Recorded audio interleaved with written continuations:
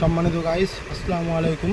আলহামদুলিল্লাহ, আমি আপনাদেরকে ইস্তিনজা করার বিষয়ে কিছু কথা বলবো। আমাদের এগুলি দৈনন্দিন প্রয়োজন, দৈনন্দিন জীবনে এগুলো অবশ্যই মেনে চলতে হবে। ইস্তিনজা নিয়ে আমি কিছু কথা আপনাদের সামনে বলবো। প্রথমত, 9 স্থানে ইস্তিনজা করা নিষেধ। 9টি জায়গায়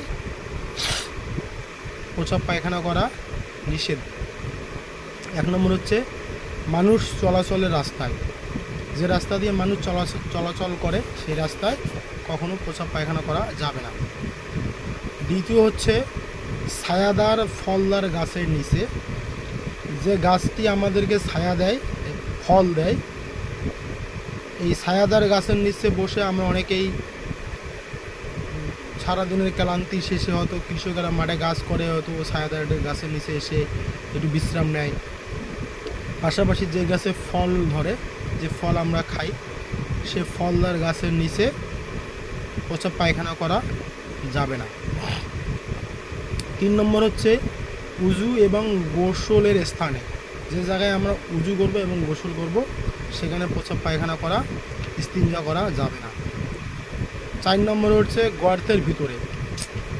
গর্তের ভিতরে অনেক সময় বিষধর পোকামাকড় থাকতে পারে। আপনি যখন প্রস্রাব করবেন হয়তো প্রস্রাবের গরম পানিটা সেখানে ভিতরে গেলে হয়তো বাইরে আপনাকে আক্রমণ করতে পারে। এই জন্য গর্তের ভিতরে প্রস্রাব করা যাবে না, ইস্তিনজা করা যাবে না। 5 নম্বর হচ্ছে কবরস্থান বা গোরস্থানে আশপাশে আপনারা প্রস্রাব পায়খানা করবেন না, এটি করা যাবে না।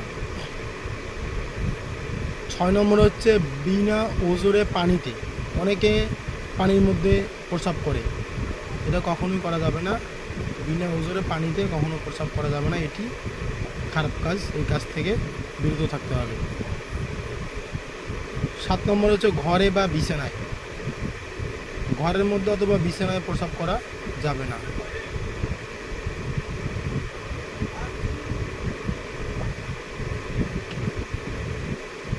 8 নম্বর হচ্ছে মসজিদের আঙ্গিনায় বা ঈদগাহে, মসজিদের যে উঠান সামনে যে জায়গাটা থাকে সেইখানে বা আমরা যেখানে ঈদের সালাত আদায় করি সেই ঈদগাহে প্রস্রাব এবং পায়খানা করা যাবে না। 9 নম্বর হচ্ছে মানুষের সম্মুখে, যেখানে মানুষ আপনাকে দেখতে পাবে, আপনার দিকে দেখতেছে, আপনি সেখানে প্রস্রাব করবেন বা পায়খানা করবেন, এটি করা যাবে না।